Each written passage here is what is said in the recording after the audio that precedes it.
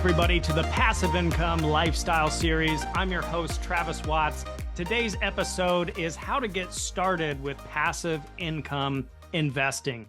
Disclaimers as always, I'm not a financial advisor. I'm not a CPA. I'm not an attorney. I'm not telling you or anyone what to do. So please always seek licensed advice. This is for educational and informational purposes only. All right, so getting started, kind of funny story here. So I was speaking to an investor last week and he goes, Travis, I follow a lot of your podcasts. I watch your webinars. I read your content. He said, it's great material, but here's the thing.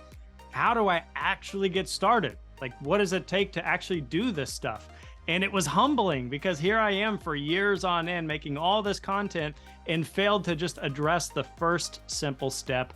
How can you get started? So that's what we're going to address in today's episode. And I want to start by saying that every investor is coming from a different spot. Some investors are going to be starting from really complete scratch. They have limited knowledge, education, experience with investing. Maybe they have limited capital that they're starting with, while others may be entering into a liquidity event, whether they're selling their stocks and they're going to switch over to private real estate, or whether they got some inheritance, or whether they just sold a business or a piece of real estate. So while they may be new to the idea of investing for passive income, they may have significant amounts of capital that they need to deploy. And the third type of person I run into quite a bit is somebody who's just simply changing investment strategies. Most of us have been taught from the very beginning that investing is all about buy low and sell high. And so they may have been doing this for potentially decades on end. And now it's time to start segueing, as I did in 2015, from when I was doing single family home rentals into some hands-off approach where I could still be in real estate, but I could be a little more passive. So in this episode, I want to run through all three investor types in hopes that I can add some value to your particular situation. But I want to quickly start with the big picture of why passive income. And the reason for me is pretty simple. To me, it's the holy grail of being able to build financial independence for yourself. Now, some people are doing this just to have some passive income on the side of what they do actively. And they can use that passive income to maybe travel more, take more vacations, send their kids to college, whatever it may be, while others are looking to actually live off of passive income, which is the longer term goal for many people. But whatever the goal is for you in terms of passive income, I think undoubtedly it can't hurt to have a little extra income, right? So let's begin with the investor with limited knowledge, experience, and capital. They're looking to get started with, how do I start building passive income? One more caveat, never financial advice, not telling anybody what to do. But here are some assets and ideas to consider, and then you can go out and do your own due diligence and figure out what would be appropriate for you. The first thing to understand is that there are so many ideas, and I'm going to cover a lot in this episode, but this is not an all-inclusive list. There's endless amounts of ways to create passive income, which I never knew when I got started, and I wish I had, because it's taken a very long time to learn all of this. But the first thing I want to put in this category is probably some of the most common things that people think about, which would be dividend-paying stocks, ETFs, or publicly traded REITs. So right now we're talking about the stock market, and everything that we're referring to, though technically could be private, like a REIT could be a private REIT, but we're going to talk about publicly traded REITs. Real estate investment trust, ETF, stands for exchange traded fund, and a dividend stock is just any company publicly traded that pays a portion of their profits to investors. So all of these can be accessed through the stock market, which means you're going to need something like a brokerage account, an IRA, in some cases a 401k. It depends on your employer and what the rules are. But the great thing about things that are publicly traded is many of them are very affordable. There's a very low barrier of entry to get started, is what I probably should say. Now, number two, if you're not a fan of the stock market or the volatility that it can have from time to time, you might consider private investments or private equity. This could be anything from buying a single family home or turning it into, say, a short-term rental and listing it on Airbnb, or purchasing a vending machine or purchasing an ATM machine and working with a local retailer in your market so you can put that on their property and figure out some kind of profit share from it. You can do crowdfunding, you can do note lending, you can do tax lien investing.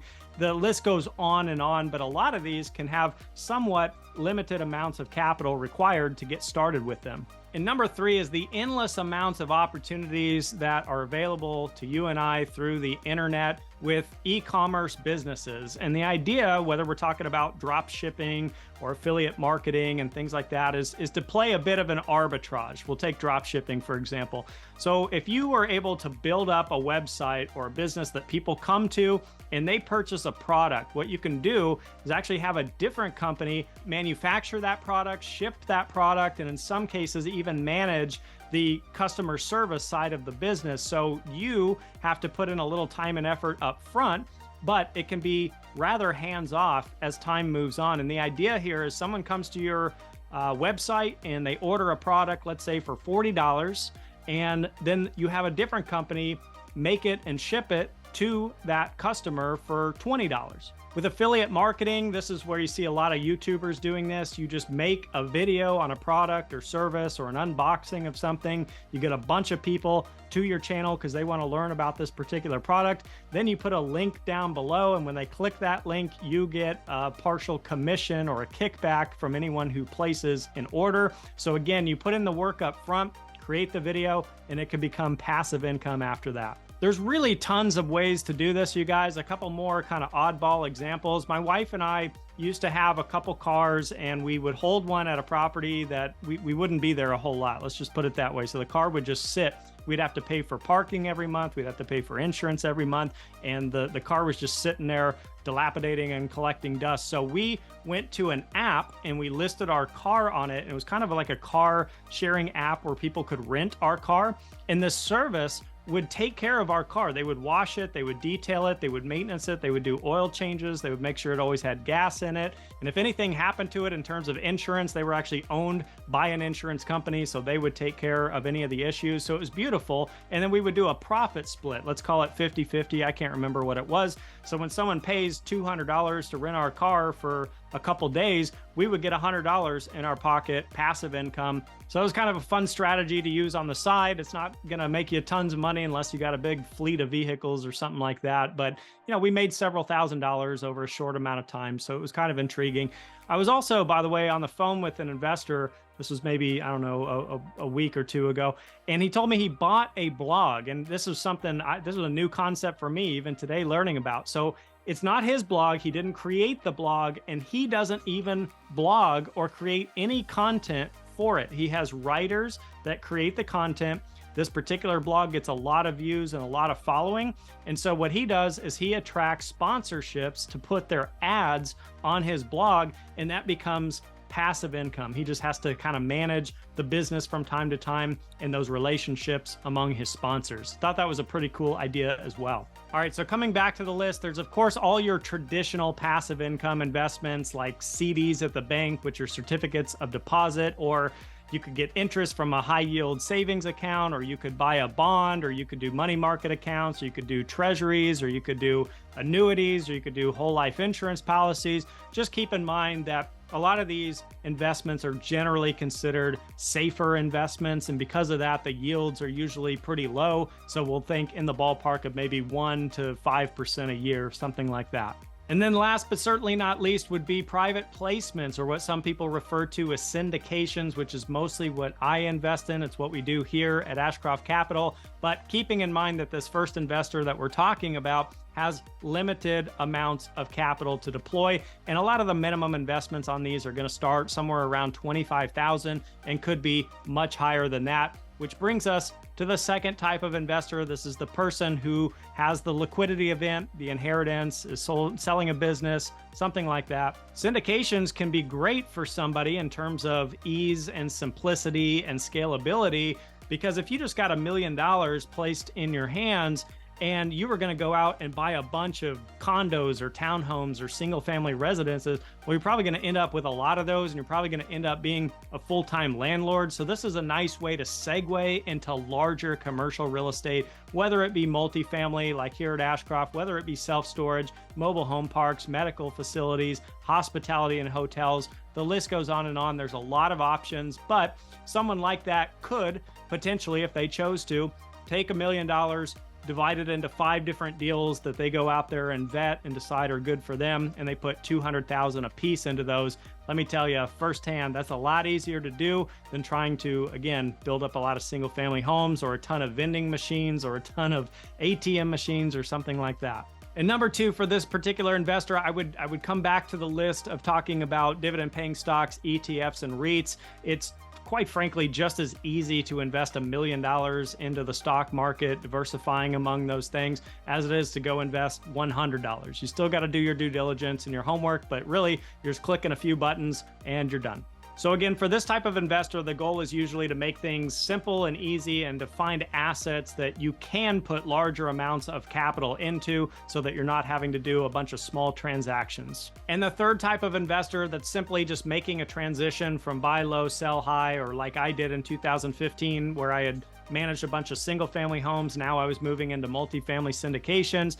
This all comes down to that particular person's risk tolerance and how much capital they're needing to deploy. So some investors prefer to change strategies slowly just to try something out. So let's say there's an investor who has 20 single family homes. They may not want to liquidate their entire portfolio all at once and put 100% of that into a real estate syndication. They may want to sell off 3 or 4 properties at a time and then start allocating money slowly into different asset types so that they can test them out and see what they like best. While another investor could be exiting a high-end luxury fix and flip where nearly all of their capital is in the deal. So when that property sells, they might have to go put $1 million plus into something. And I have to say this about this type of investor, because I hear it all the time from years and years of investor relations and education and just networking with investors nationwide, is for a lot of people, the goal of passive income investing is something that they strive for in the future once they've built up enough equity to make the numbers make sense. And what I mean by that is if you're somebody that just has $10,000 to go invest, and that's the total portfolio, you may not be too excited to go invest in something that pays you $50 per month. That's certainly not life-changing for many of us, and I know it wouldn't have motivated me early on. So I spent many years working on my equity and net worth to the point where the numbers made sense. And to me, what makes sense, just for example purposes, when you get to say $1 million and now you're going to invest $1 million into something that produces passive income, what if that generated $70,000 per year? Just for example purposes, that's roughly $5,000 per month. That starts to be pretty life-changing. For a lot of people, that could mean switching to part-time work. That might mean retiring early. That might be taking more extravagant vacations. That might be being more charitable. But certainly you could probably do a lot more with $5,000 extra per month than $50 per month. Also, keep in mind that many investors aren't like myself, where they are, full-time limited partners or 100% of their portfolio is in passive income investments. They're usually a hybrid. They're usually doing something actively and then something passively as well, or they're mixing up the buy low, sell high over here and the passive income over there. So as I always say, you do you. We're all different, but I want to leave you with these 3 thoughts to conclude this episode. Number 1, it's really important in my mind to start with your goals and objectives before you begin investing or before you make any kind of big move or strategy change in your own portfolio. Why are you investing? Is it to live on passive income? Is it to build up equity? Is it to put your kids through college? You need to get clear on where you're headed and why. Number 2, you need to have a basic fundamental understanding of whatever it is you're investing in. Doesn't matter if it's stocks, bonds, mutual funds, or crypto. You've got to have some education. You don't have to be an expert in everything. That, again, is the beauty of, say, being a limited partner, where you can rely on experts that do what they do day in and day out, year in and year out, so that you can focus on other things. And number 3, please always do proper due diligence. Do your homework, do your research, ask the hard questions, and if you need help, you can always consult licensed professionals to help you out with that. So something to think about here for the week. I hope you guys found some useful information in this episode. If you ever want to bounce some ideas off of someone else, or you want to take a deeper dive on anything that we talked about, I know I kept it a little bit high level here in the episode, you can reach me at travis@ashcroftcapital.com. I'd be happy to answer any of your questions. Always happy to have conversations with investors. You're listening to the Passive Income Lifestyle Series. I truly appreciate you being here. Have a great week, and we'll see you in the next episode. Thank you for checking out our YouTube channel. To stay up to date with Ashcroft Capital or to view current offerings, please visit avaf3.com.